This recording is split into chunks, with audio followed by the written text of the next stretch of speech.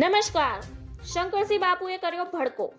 હાલ વિધાનસભા ગૃહમાં પ્રશ્નોત્તરી કાળ ચાલી રહ્યો છે, ત્યારે વિધાનસભા ગૃહમાં કોંગ્રેસ નેતા શંકરસિંહ બાપુએ મહત્વનું નિવેદન આપ્યું હતું.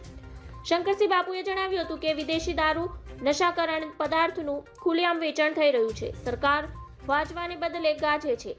રાજ્યમાં ગૃહમંત્રી છેલ્લા 2 વર્ષથી ડ્રગ્સ પકડાયું તેવા શબ્દોથી સમજાવી રહ્યા છે.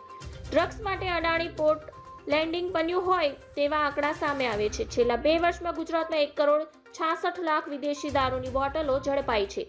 23 લાખ લીટર દારૂ અને 12 લાખ લીટર બોટલો ઝડપાઈ છે. ગુજરાત બહારની સરહદ મારફતે દારૂ પ્રવેશ થઈ રહ્યો છે. રાજ્યના ગામે ગામ દેશી દારૂથી ભઠ્ઠી ચાલી રહી છે. ઉડતા ગુજરાત બનવા તરફથી સરકાર નીતિને કારણે ગુજરાત આગળ વધી રહ્યું છે.